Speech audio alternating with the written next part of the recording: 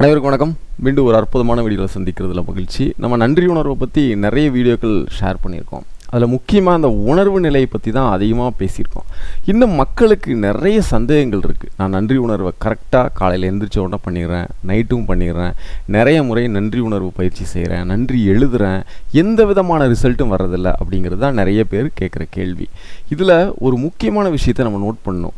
ஏன் 99% அதாவது 100 பேர் அதை ப்ராக்டிஸ் பண்ணாங்கன்னா 99 பேருக்கு அது பலன் அளிப்பதில்லை அப்படிங்கிறத நம்ம தெரிஞ்சுக்கிட்டோன்னா, அந்த அடிப்படை காரணத்தை நம்ம புரிஞ்சுக்கிட்டோன்னா நம்ம அதிக முறை நன்றி உணர்வு பயிற்சிகளில் ஈடுபட தேவையில்லை. மாறாக நன்றி உணர்வோடு வாழ்வோம் அப்படிங்கிறத நம்ம தெரிஞ்சுக்கலாம். இது அதிக மக்களுக்கு பலனளித்த ஒரு விஷயம். அதை தான் இந்த வீடியோவில் நம்ம பார்க்க இருக்கிறோம்.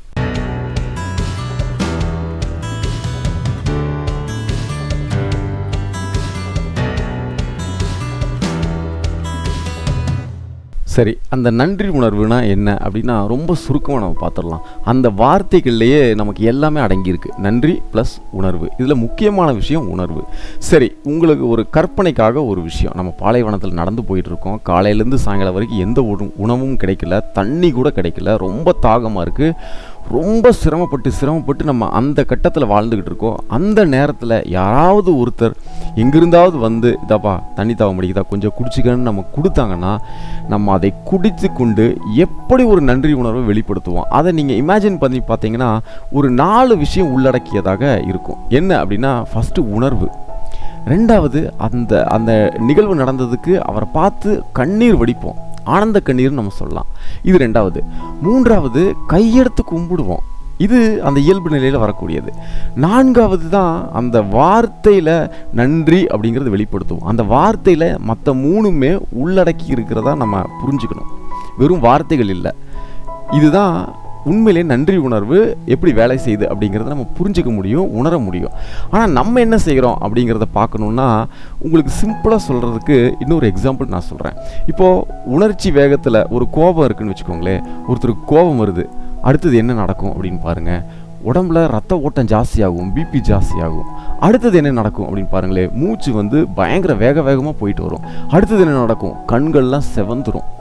இத்தனை 3 விஷயம் நடக்கும். எதுக்கு அப்படின்னு பார்த்தா அந்த கோபத்தை வெளிப்படுத்துவதற்கு. கரெக்டாக? ஆனால் நம்ம என்ன பண்ணுறோம் அப்படின்னா, ஃபஸ்ட்டு கண்களை செவப்பாக்கிக்கொள்ளுக்கு நிறைய முயற்சி செய்கிறோம். அடுத்தது மூச்சை வேகமாக வெளிவிடுறோம். மூன்றாவது ரத்த ஓட்டத்தை வேகப்படுத்திக்கிறதுக்கு எல்லாம் செய்கிறோம். இது எல்லாமே செய்வதனால் கோபம் வருமா அப்படின்னு பார்த்தீங்கன்னா வராது.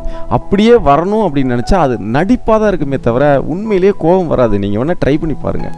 அப்போ கோபம் வந்தால் இந்த 3ம் தானாக நிகழ்கிறது. இந்த 3ஐயும் தானாக நம்ம நிகழ வைத்தோம் என்றால் கோபம் வருவதில்லை. இந்த ரிவர்ஸ் ப்ராசஸ் ஃபெயிலியராக போகுது. அதிகபட்ச நபர்களுக்கு இப்படி தான் நடக்குது. அதே போல் இந்த நன்றி உணர்வு இருந்தால் மற்ற 3ம் தானாக நடக்குது. ஆனந்த கண்ணீர் வரும், கையெடுத்து கும்பிடுவோம், நன்றிங்கிற வார்த்தை நம்ம சொல்லுவோம். இதை நம்ம ரிவர்ஸில் பார்த்தோம்னா, நன்றிங்கிற வார்த்தையை அதிக முறை சொன்னாலோ இல்லை கையெடுத்து கும்பிட்டு சொன்னாலோ மற்ற எல்லாமே நடந்துரும் அப்படிங்கிறதுக்கு எந்த விதமான உறுதியும் கிடையாது. நம்ம இப்படி தான் இயங்குகிறோம். நம்ம ஏதாவது புத்தகத்தை படிக்கிறோம், ஏதாவது யூடியூப் சேனலில் பார்க்குறோம், ஏதாவது சொல்லிக் கொடுக்குறது நம்ம கற்றுக்குறோம். நானும் காலையிலேருந்து நன்றி உணர்வு எழுதுகிறேன், நன்றி வருவதில்லை, எனக்கு உணர்வே தெரியறதில்லை, எனக்கு எந்த பலனும் கிடைப்பதில்லை அப்படிங்கிறத நம்ம சொல்கிறோம். இதுதாங்க ரொம்ப சிம்பிள். அடிப்படையில் ஒரு விஷயம் நம்ம புரிஞ்சுக்கணும். அந்த உணர்வு கரெக்டாக இருந்துச்சுன்னா அதனால் ஏற்படக்கூடிய அனைத்து விஷயங்களும் மிகச்சரியாக இருக்கும். நம்ம மிகச்சரியான விஷயத்தை பண்ணுவதற்கு நம்ம ஒரு முயற்சி செய்கிறோம் இல்லையா, அது எல்லாமே தவற முடிஞ்சிருது. இந்த விஷயத்தை நீங்கள் நல்லா புரிஞ்சுக்கணும் அப்படிங்கிறத என்னுடைய நீதி. சரி, அப்போ எப்படி தான் இந்த நன்றி உணர்வை நம்ம பயன்படுத்துறது அப்படின்னா ரொம்ப சிம்பிளுங்க. முதல்ல இந்த உணர்வை நம்ம உணரணும். எப்படி? இந்த உணர்வை உடல் இல்லாட்டி நம்ம உணர முடியாது. இந்த உடல் மூலமாக தான் அனைத்து விஷயங்களும் நாம் உணர முடியும். இதை முதல்ல நல்லா தெரிஞ்சுக்கணும். இப்போ ஒரு நிமிஷம் நம்ம கண்களை மூடிக்கொண்டு நாம் இந்த உடலை உணர வேண்டும். உணர்தல் அப்படிங்கிறது உண்மையிலே இந்த உடலை மனக்கண்ணால் பார்ப்பது போல் என்னென்ன உணர்வுகள் ஏற்படுகிறது அப்படிங்கிறத முழுவதுமாக உணர வேண்டும். இப்போ இந்த உணர்வு நிலையில் இருந்து கொண்டு ஏதாவது ஒரு மனிதர்களை பற்றி நம்ம நினைக்கிறது, இந்த மனிதர்கள் எனக்கு எந்த அளவுக்கு ஹெல்ப் பண்ணியிருக்காங்க, இந்த உதவிகள் மூலமாக நான் எந்த அளவுக்கு பயனடைந்திருக்கிறேன் அப்படின்னு நம்ம பார்க்கும் பொழுது அத்தனை மனிதர்களுமே மிக சிறப்பு வாய்ந்தவர்களாக நமக்கு உணரப்படுவோம். இப்போ காலையிலிருந்து நைட்டு வரைக்கும் நம்ம எத்தனை பேர்த்து உதவியெல்லாம் நம்ம வாழ்ந்து கொண்டு இருக்கோம். கண்களை முழிச்சதுலேருந்து தூங்குற வரைக்குமே இதை அந்த உணர்வு நிலையில் இருந்து கொண்டு நாம் இப்படி நினைத்து பார்த்தால் ஆட்டோமேட்டிக்காகவே நன்றி உணர்வு பெருக்கெடுத்து விடும். கண்களில் நிச்சயம் கண்ணீர் வரும். அந்த பொருளை பார்க்கும் பொழுது கையெடுத்து கும்பிடுவோம். அந்த பொருட்களையோ அந்த மனிதர்களையோ பார்க்கும் பொழுது நன்றிங்கிற வார்த்தை ஆட்டோமேட்டிக்காக வெளியில் வரும். இதுதான் உண்மையிலேயே நன்றியை உணர்வது. இந்த நன்றி உணர்வு தான் நமக்கு வேணுங்கிற அனைத்தையும் பெற்றுத்தரும். இப்படி தான் நம்ம செய்யணும். சரி, இந்த நன்றியை எப்படி நீங்கள் பெட்டராக உணர்றீங்க அப்படிங்கிறதையும் அடுத்த ஒரு நிமிஷத்தில் இதை ப்ராக்டிஸ் பண்ணிவிட்டு நீங்கள் எனக்கு கமெண்டில் சொல்லுங்கள். முக்கியமான 3 விஷயம். இந்த நன்றி உணர்வை நம்ம பயிற்சியாக செய்யும் பொழுது 1% மக்களுக்கு உண்மையிலே பயனுள்ளதாக அமைகிறது. 99% மக்களுக்கு அதை அந்த அளவுக்கு இல்லை. இப்போ நான் சொன்ன மாதிரி தான்.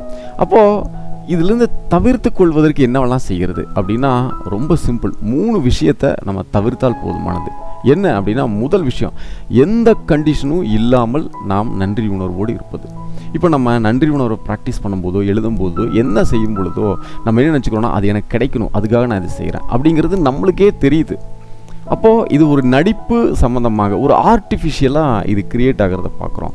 இதை தவிர்க்க வேண்டும். எந்த விதமான கண்டிஷன் இல்லாமல் நாம் இப்பொழுது இருப்பதற்கு நாம் பெற்ற அனைத்துக்குமே நாம் நன்றி உணர்வை செலுத்துவது. இது முதல் விஷயம்.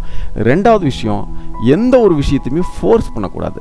இப்போ நம்ம நன்றி உணர்வு பயிற்சியோ எதை செய்தாலும் சரி, இது செய்யணும்ல, இன்றைக்கி டைம் ஆயிடுச்சு, இதை செய்யணும் அப்படின்னு நம்மளை நாமே ஃபோர்ஸ் பண்ணி கொண்டு அந்த நன்றி உணர்வு பயிற்சியை செய்கிறோம். இது முற்றிலுமாக தவிர்க்கப்பட வேண்டிய விஷயம். இப்போ நீங்கள் நல்லா யோசனை பண்ணி பாருங்கள். ஒரு உணர்வு நிலையில் நம்ம இருக்கோம், உணர்வாக நம்ம இருக்கோம். அந்த உணர்விலேருந்து ஒரு எண்ணம் வருது அப்படின்னா அது ஆரோக்கியமானது. இதே எண்ணத்தை வைத்து கொண்டு எனக்கு இந்த உணர்வு வரணும் நம்ம ஃபோர்ஸ் பண்ணும் பொழுது அது அந்த அளவுக்கு ஆரோக்கியமானதில்லை. இது இயல்பு நிலைக்கு எதிரானது. அப்போ நம்ம எண்ணத்தை வைத்துக்கொண்டு ஃபோர்ஸ் பண்ணுறதை முற்றிலும் நம்ம தவிர்க்க வேண்டும். முக்கியமான விஷயம். 3வது ஒரு விஷயம், இது ரொம்ப முக்கியமான விஷயம். எந்த ஒரு உணர்வாக இருந்தாலும் உடலை வைத்துக்கொண்டு தான் நம் அதை அனுபவிக்க முடியும் அப்படிங்கிறத நம்ம தெரிந்து கொண்டு இந்த நன்றி உணர்வை முதலில் அந்த உணர்வு நிலையில் இருந்து இந்த உடலில் இருக்கக்கூடிய அனைத்து உறுப்புகளும் எனக்கு எந்த அளவுக்கு பயனுள்ளதாக இருந்தது அப்படிங்கிறத ஒவ்வொரு நாளும் இதை மட்டுமே உணர்ந்து கொண்டு வந்தால் போதுமானது. மற்ற எல்லாத்தையும் தானாக உணர்ந்து விடுவோம். அதை விட்டுட்டு எடுத்த உடனே எனக்கு கிடைக்காத பணத்துக்காகவும் எனக்கு கிடைக்கக்கூடிய வேலைக்காகவும் நாம் நன்றியை செலுத்தி கொண்டிருக்கும் பொழுது இந்த உடலை நாம் மறந்து விடுவோம். அப்போது இதன் மேல் கவனம், இந்த உணர்வில் நாம் நன்றி உணர்வாக இருப்பது, இந்த உடலில் நாம் கிடைத்த இன்பங்களுக்காக நன்றி உணர்வோடு இருக்கிறது, இந்த உடலை பற்றிய புரிதலோடு எந்த அளவிற்கு எனக்கு உபயோகமாக இருக்கிறது அப்படிங்கிறதை நன்றாக புரிந்து கொண்டு அதற்கு நன்றி உணர்வோடு இருப்பது. முதல் இங்கிருந்து ஆரம்பிக்கணும். அப்புறம் நம்ம குடும்பம், அப்புறம் உறவுகள், சுற்றம், இப்படி நிறைய விஷயங்களுக்காக அதை கொஞ்சம் கொஞ்சமாக விரிவெடுத்து கொண்டே செல்லலாம். பட் ஆரம்பிப்பது நிச்சயமாக அந்த உடலில் இருந்து தான் ஆரம்பிக்க வேண்டும். ஏனென்றால் எந்த ஒரு இன்பத்தையும் அடையப்போவது, அனுபவிக்கப் போவது இந்த உடல் தான் அப்படிங்கிறத நல்லா ஞாபகம் வச்சுக்கணும். இந்த 3 விஷயங்களை நீங்கள் ஞாபகம் வச்சுக்கிட்டிங்கன்னா இந்த நன்றி உணர்வை சிறப்பாக உணர முடியும். நன்றி உணர்வாகவே நம்ம வாழ முடியும் அப்படிங்கிறத நீங்களும் புரிஞ்சுக்குவீங்க. சரி, இந்த வீடியோவில் நீங்கள் தெரிஞ்சுக்கிட்டது நீங்கள் அனுபவிச்சு பாருங்கள், ரியலைஸ் பண்ணி பாருங்கள். இதில் ஏதாவது உங்களுக்கு கருத்துக்கள் இருந்தால் நீங்கள் கமெண்ட்டில் சொல்லுங்கள். நன்றி உணர்வை பற்றி யாராவது ஏதாவது பேசிக்கிட்டு இருந்தாங்கன்னா இதை பெட்டராக யூஸ் பண்ணுறதுக்கு இதை பாருதா இந்த வீடியோ இருக்குது அப்படின்னா உங்களுக்கு ஷேர் பண்ணிவிடுங்க. முக்கியமான விஷயம், இந்த நன்றி உணர்வை பற்றி ஏற்கனவே ஒரு வேல்யூபிளான ஒரு சில விஷயம் நம்ம ஆல்ரெடி பேசியிருக்கோம். உதாரணத்துக்கு ஒரு 10 லெவலில் ஆழமாக நம்ம நன்றி உணர்வை செலுத்துவது எப்படி அப்படிங்கிறத பற்றி ஒரு வீடியோ பேசியிருக்கோம். அதையும் நான் இந்த வீடியோ டிஸ்கிரிப்ஷனில் நான் உங்களுக்கு ஆட் பண்ணியிருக்கேன். நீங்கள் அதையும் பார்த்து இங்கே பலனடையலாம். மீண்டும் இன்னொரு அற்புதமான வீடியோவில் கூடிய சீக்கிரம் சந்திக்கிறேன். அதுவரை நன்றி.